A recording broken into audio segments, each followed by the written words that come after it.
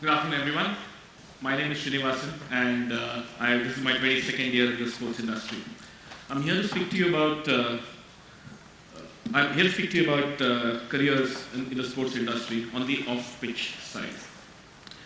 Now, why work in sports is a question that everybody asks. You can look at it two ways: emotionally and functionally. Sports is one of the very few professions that generates a lot of emotions. Teaching is another one. As far as sports is concerned, it's more about the passion and the uncertainty that happens when you're watching sport. If you work in sport, and if you're passionate about sport and find a job in sport, trust me, there's nothing better than that. Imagine making all the decks and the Excel sheet for sports and not anything else. Functionally, there are over 20 verticals and 50 roles in the sports industry and thousands of jobs. From the revolution that IPL brought about to ISL, to volleyball, table tennis, badminton, handball, kabaddi, and now Kho-Kho, all of them have leagues. Which means sports in India is at an upswing. Initiatives like Khelo India and the Olympic movement have added to that. Question of about this talk: why, how, and what? Why am I here? Because I believe that even if I can impact or inspire just one of you, just one, less than 1%, I feel I would have achieved my goal. In terms of how, what does it take to get into the sports industry? There are multiple ways, but is there a right one? If so, what is the right one? And of course, which brings us to what, which is what do I need to do to enter the sports industry? Something's happened to my slides. They were very beautiful when I sent. So it requires the 3 P's, which is the bedrock or the foundation of what I'm going to speak about: passion, personality, and proficiency. This is what is required to work in the sports industry. Let's look at these one by one. Passion, as per the Oxford Dictionary, is doing something that you like, a hobby, an interest, etc. That's partly accurate and also boring. What Naval Ravikant says is passion is what seems like play to you, but work to others. Play. Another word that I want to speak about. In Hindi, there is no word for sport. It's khel. So pretty much everybody thinks sports is play. So if sport is equal to khel is equal to play, there's something sort of wrong about that, right? Sports is often confused with passion.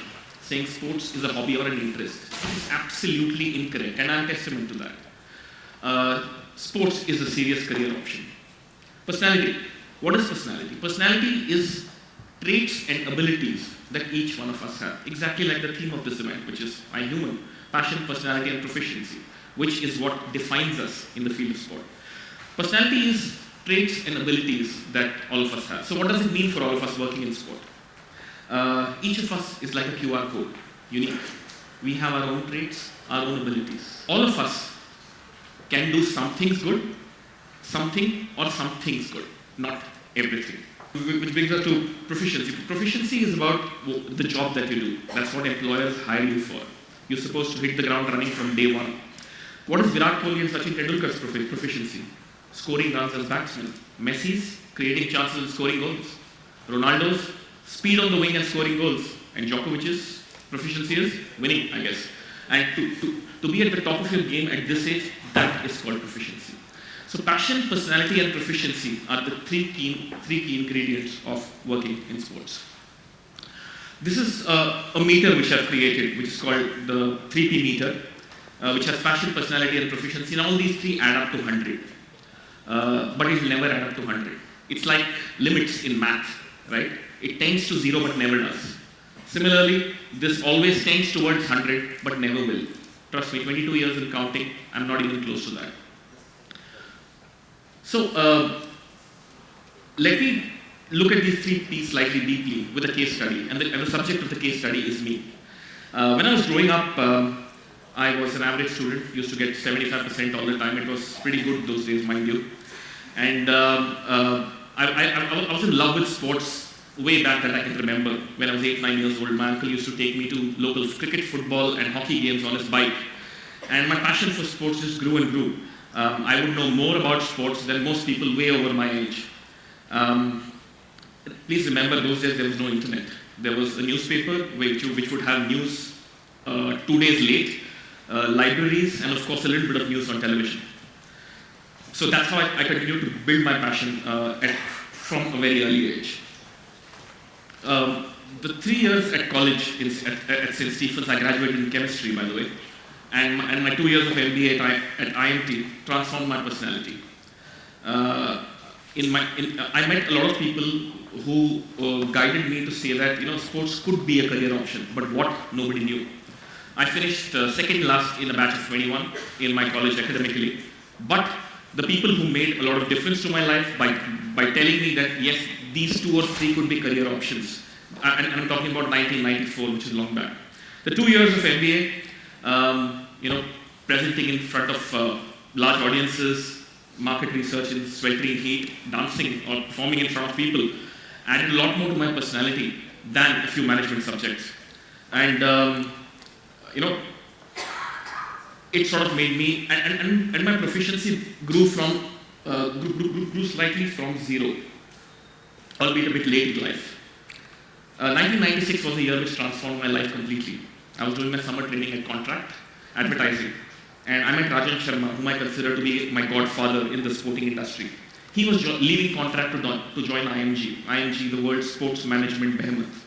Right? If you see the movie Jerry Maguire, Tom Cruise's role as an agent, the whole company is based on IMG. Who would want to join IMG? I kept asking him that I want to make a career in sports, and he continued to indulge me, and then made me meet his boss when he realized this kid is really serious.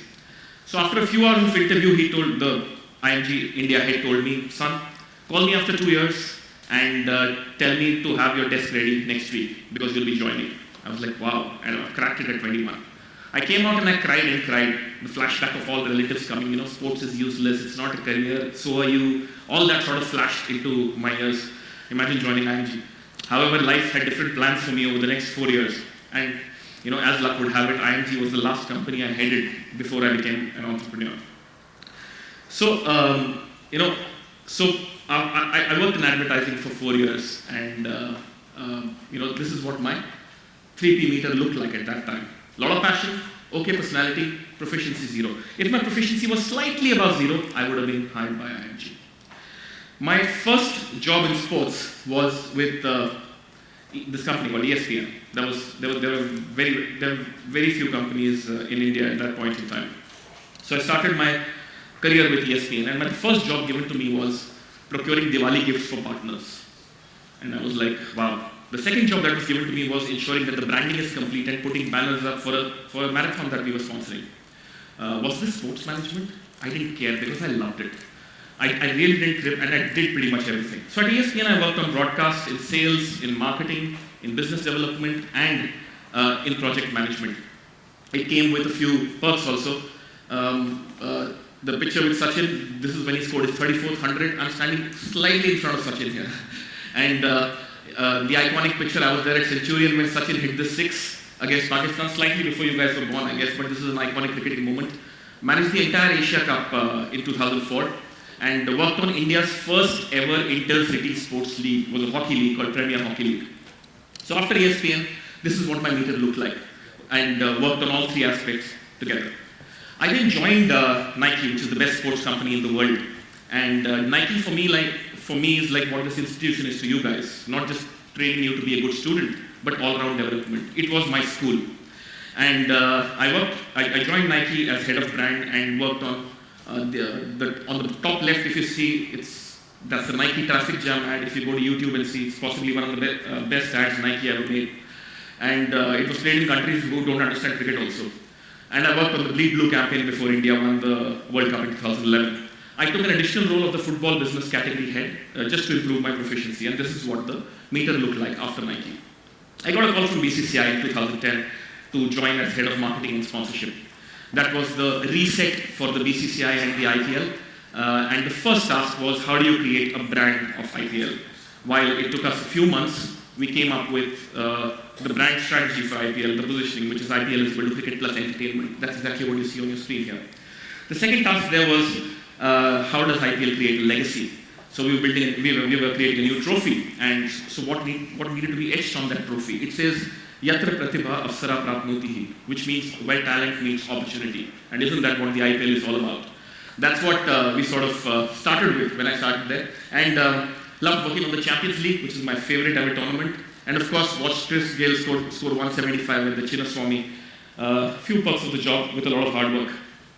This is what the meeting looked like after I joined BCCI. I got a call from Reliance to set up the Indian Super League, and was probably the most ambitious project that I've ever worked in. This is a picture of Kerala Blasters, Nehru Stadium in Kochi. And if you see, it's daylight there, right? On top you can see daylight. The match starts at 7:30 when it's dark. People come into the stadium 4 hours before and sit there and have fun. I have watched football matches all across the world, Camp Nou in Barcelona, Old Trafford, Manchester, but nothing, absolutely nothing beats the energy of this stadium. If you get a chance, and I'm in Kochi and a football match is on, please go and visit it. That's what we sort of created when we started working with the ISL. Also worked on Mumbai Indians for some time, NBA, IMG Reliance, which I used to head, and of course Reliance Foundation Youth Sports. This is what the meter looked like. The reason I'm telling you all this is because it's continuously important to build all three: passion, personality, and proficiency, irrespective of whichever job that you're doing. Learning is like infinity. It's never complete, right? It's like making it to the Indian team. You can make it to the Indian team, but to stay there with constant performances is the key. I run a company called Sportjo right now, which does exactly that. We are into education and employability of people working in sports. Passion plus personality plus proficiency is the key to working in sports. And of course, we try and develop the ecosystem wherever possible, because if there's no ecosystem, there won't be any employability. Let's look at some boring data now. The sports industry in India is 14,200 crores, which is close to about $1.8 billion as per the Group M report in 2022. Almost $2 billion and no careers? I mean, come on, man, think again. The sports industry in India has 33,000 jobs. This is as per a survey conducted by us and KPMG. The 33,000 jobs are equally divided amongst the professional and the amateur segments. And they're growing at about 7% per year. But it's not about that, because with the onset of technology and seamless integration into sport, new categories will arise which will add hundreds of jobs to this. And as per a report in the Economic Times in October 2020, esports will have more jobs than conventional sports. And the most important slide, will I be paid or do I have to ask mom and dad to pay my bills, right? Trust me, it's not that bad. In the initial years, there's a little bit of a struggle, but after some time, it sort of evens out. But you sort of shouldn't consider it equal to banking or finance, which obviously pay quite a lot. Now let's dive slightly deeper into passion, personality, and proficiency. What is passion? It's understanding the sport and also the business of the sport, because unless and until you understand the business, you won't be able to do justice to it. Hard work is a given. You need to be a team player, because even if you are in an individual sport, you need to have teams to help you succeed. It doesn't matter which language you speak in, but communication has to be clear. Networking skills does not mean having 10,000 people on your LinkedIn page. It's about engaging and networking with the right people who can help you. And of course, having a solution-oriented mindset, which is problem solving. Sports is live. You can't say, I have a problem, can you please stop playing? And I'll solve the problem and come back to you. It doesn't happen. You need to solve problems on the go. As far as proficiency is concerned, most employers look for work experience. But if you don't have work experience and you're a beginner, what do? You need to do projects. You need to, if you don't get projects, invent projects. And of course, most importantly, you need to have a clear point of view on what you think, on what you think about sport and the business of sport. This is what a beginner CV looked like. I get a call from hundreds of people on LinkedIn, calls, WhatsApps, friends, children, saying my son's interested, or my son or daughter is interested in sport. But all of them pretty much stop somewhere at passion, right? So I was interviewing someone for a position in our company and inboxing this girl, and I was expecting the same kind of interview, but she really shocked me. The passion score that I saw was the highest. When I asked her which sport are you interested in, she said Formula 1 and women's sport.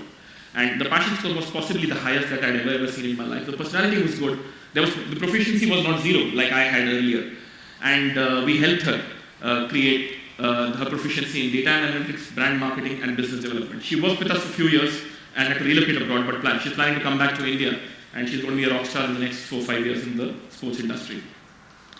This is from 14 to 22 of 2 individuals who worked in the technical department in ISL. Their job was only to work with officials, broadcasters, and the teams and ensure everything is going on fine. So what we did was every few months we added one responsibility to their role and made them grow, put pressure on them, threw them at the deep end while we were guiding them to ensure that these individuals grew. And today, both of them are in leadership positions in football in India and abroad. One of the key things for them was to make the schedule. You would say, how difficult is it to make a schedule, right? A plays B, C plays D, E plays F. But for a schedule of something like the ISL, it's more than 300 versions every year, trust me. So the next time you see a schedule with more than 8 teams, please give a silent applause to the people who made it. Another individual who sort of used to work with me, he was in lifestyle and wanted to shift to football. The senior management was completely against hiring him. But I saw that promise, that passion, personality and proficiency piece in him and thought he could sort of do pretty well. I pretty much fought with the organization and ensured that he came into my team. And he worked and created such innovative solutions that now he is working at a global federation, the apex body of that sport. So let's sort of look to recap passion, personality, and proficiency, right? Passion. So how do I build passion? How do I grow passion? Or does passion deteriorate over time? And does it sort of look to increase? To give you an example, my son asked me the other day, saying, can you please name 3 midfielders from South America? I struggled, but somehow I got there. So does that mean the passion is sort of reduced? But if you ask me what is the price for the front of shirt for Man United, Chelsea, or Nottingham Forest, the latest team to get a sponsor, I will know that. So the passion for sport does not reduce, but it's complemented by the passion for the business of sport. So passion for sport is like fitness, it's like exercise. You need to do it every day. And for that, you need to read, and read. How do you build personality? You need to sort of reach out to the right people, take personality tests, figure out how you can sort of add value to the sports industry, publish your articles on social media, and don't write woohoo when your team wins. Or possibly the impact of Declan Rice's goal on the table when they meet Manchester United. I say this with a heavy heart because I'm a United fan. And of course, proficiency. Proficiency, do more projects, keep doing projects, engage with the right people, and publish them. You know, the 3 Ps is like learning. I mean, you can join any college which will give you a degree, but this is like equivalent to holding a bat or learning to kick a ball. Unless and until these three are the bedrock and the foundation. Unless and until these 3 are built, trust me, a career in sports will be extremely tough. It's like you need to build these 3 because these are the questions, like the theme of our event, right? I Human. These 3 are the points that are responsible for a good career in sports. If any of you are interested in a career in sports, you know where to find me. Thank you so much.